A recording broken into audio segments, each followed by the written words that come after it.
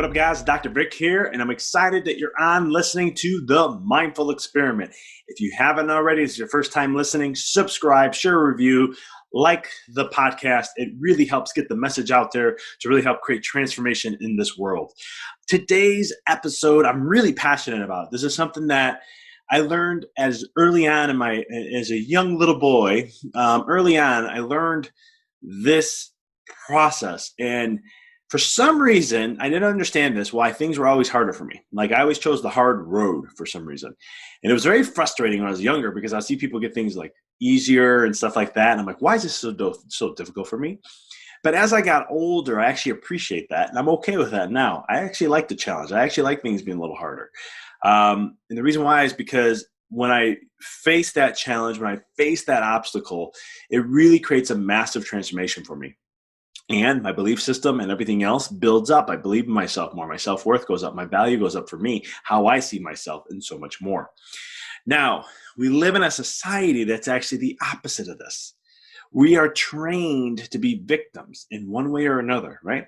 I always joke and say this is from Adam and Eve, right? When you look, if you ever read Adam and Eve's story in the Bible, it always talks about who pointed the finger to who blamed. They started blaming each other.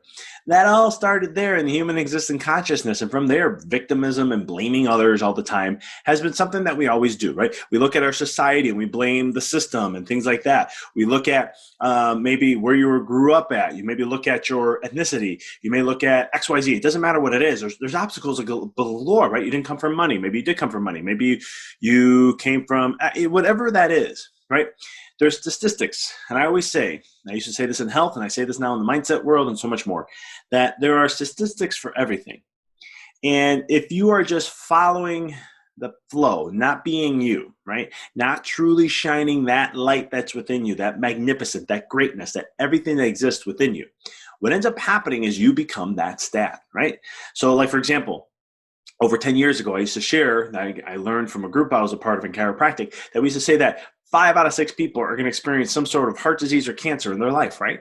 And I said, 5 out of 6 or 1 out of 10,000 people is going to be taking some sort of pharmaceutical at the age of 60 or higher, right? Or not taking any drugs above the age of 60, which I think now it's probably 50, but I don't have any research to show or prove that or data. But the point I'm trying to make is there's stats for everything, right? You can look at stats on color, skin. You can look at stats on when it comes to genders. You can look in stats when it comes to where you grew up, the socioeconomic level of where you are, what school you went to, right? There's stats on everything, okay?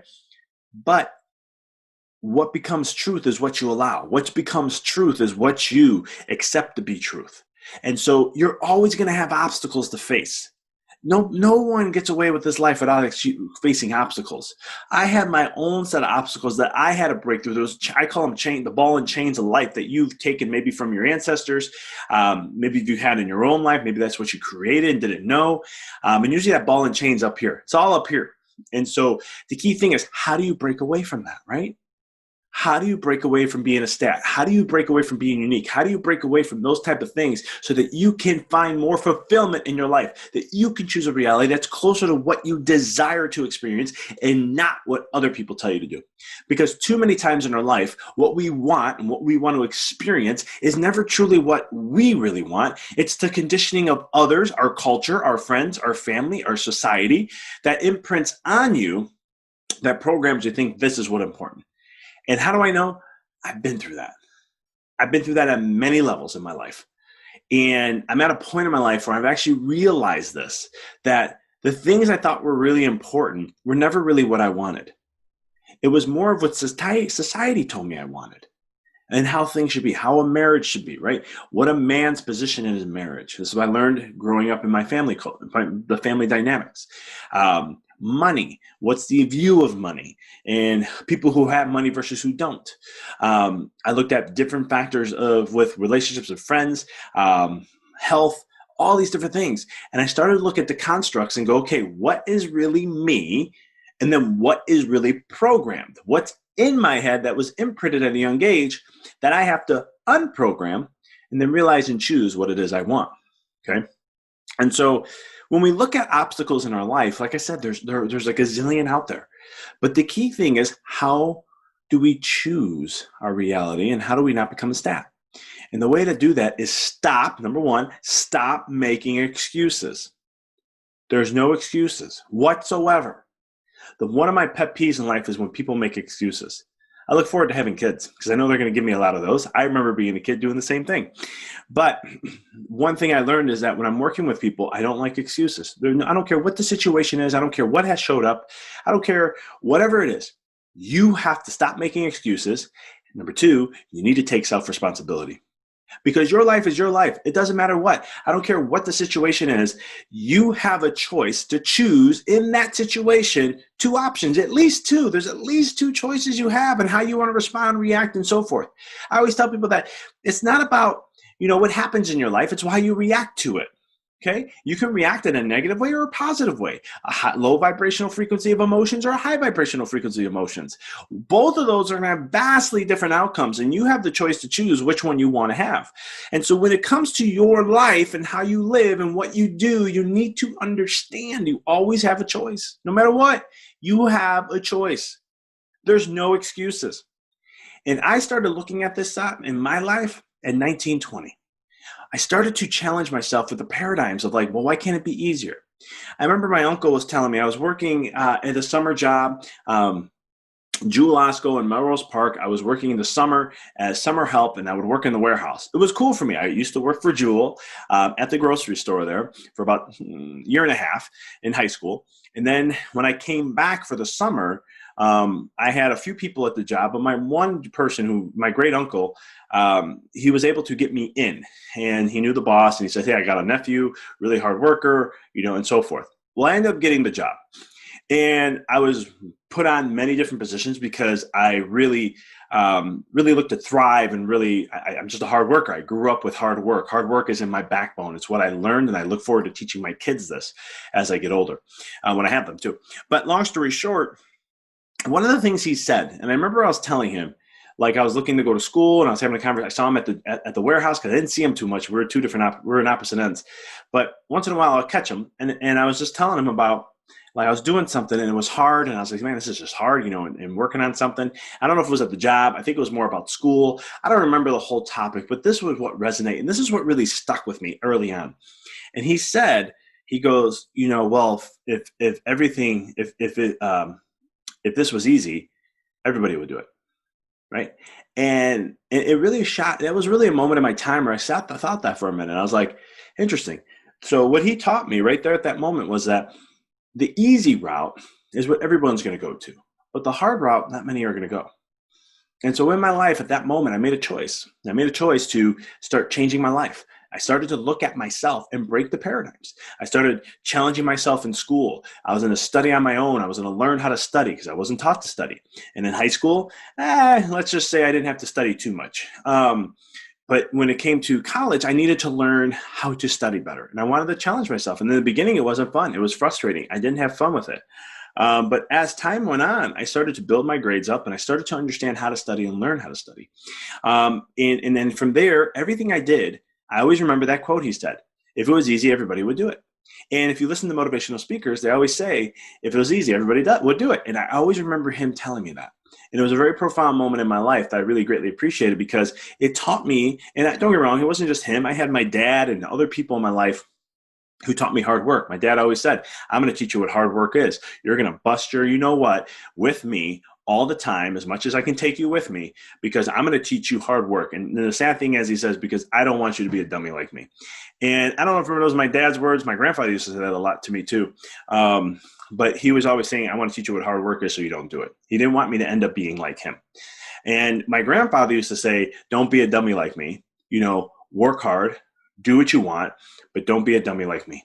And it really broke my heart to hear my grandfather say that in the early 70s. I had a very close bond with him. He would cry and open up to me more than anyone in the family, even to his own daughters. But we had a very special bond. And he was someone who meant the world to me because he taught me what hard work is. He taught me the obstacles, right? My grandfather came from Italy with practically nothing. And he created a business Unfortunately, he made some mistakes with that business later on. He retired at 45. Who would want that? But then he, unfortunately, with certain things, he had to go back to the workforce, and he didn't live with the riches that he had initially. And it's one of those things but it taught me lessons, right? It taught me to appreciate when you do get there, to value. But every road's hard. My grandfather didn't go, well, this is how society is, or this is how we're looked upon, or this is how they treat us, or nothing. He didn't care. He had a vision. He stuck with that vision, and he said, bring the obstacles to me. I'm going to change that. And so there's things in life that you have to understand that we all have obstacles. We all start at different positions. Some people have started a little further position than others because of their background, because of where they come from and their upbringing and all that. And so it's one of those things where, remember, you got to stop. If you're going to make change in your life, you got to stop making excuses. Everything starts and ends with you. So if you're not creating change in your life and being that person who really wants to, own your stuff and own your path, right? I started this early on, and everything in my life, I had to look face value to me. I didn't do this all the time. I had to learn how to do this. It was a process that I learned over time, and it was very frustrating. It wasn't easy.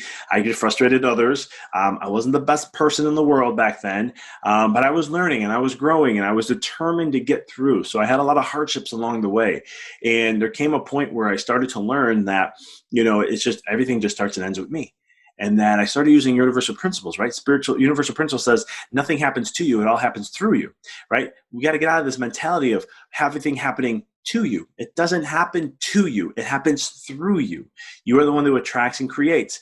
And so from those processes, I learned I couldn't make excuses anymore. I had to own my own stuff, and I still do to this day.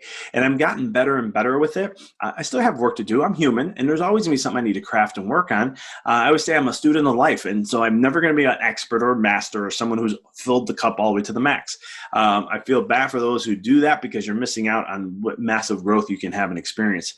And so remember that the really way to break and not become a stat is, number one, stop making excuses. Take 100% full responsibility for your life and where you are and what you're doing. Because at the end of the day, you can be the barrier breaker. You can be the one that can transcend things. And I've interviewed people who've done this. I've interviewed people of different backgrounds, different ethnicities, different situations, living in different parts of the country where different things are frowned upon, and how they broke through and pioneered.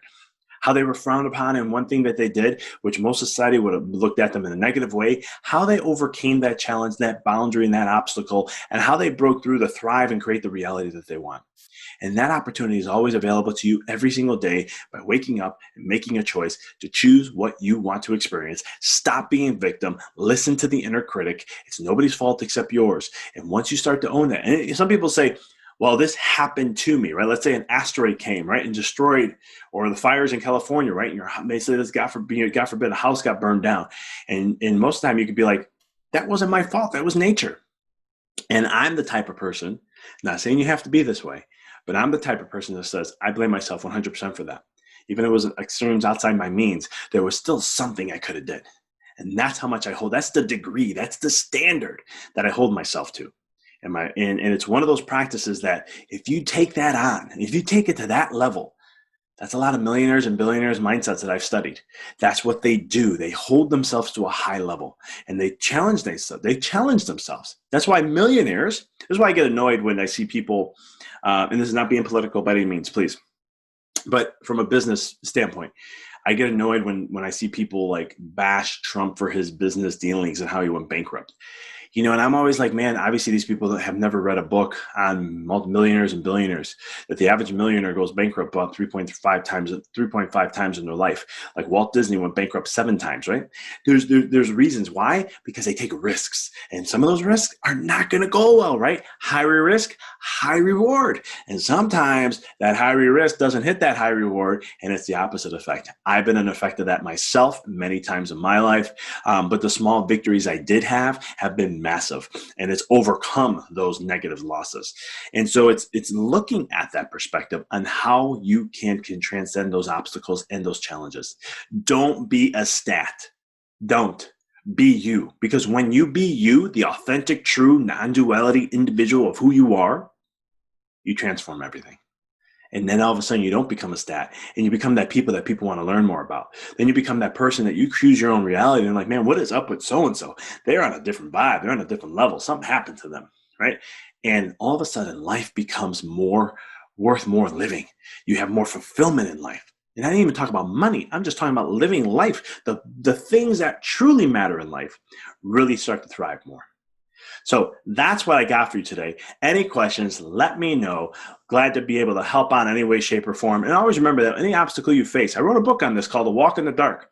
Check it out. You can go to the website, empoweryourrally.com, and you can go ahead and get the first 3 chapters for free so you can understand the principles of the dark and understand why it's critically important. Why are these obstacles massively being given to you to help you thrive in your life, and how you can utilize them to really create massive expansion, growth, and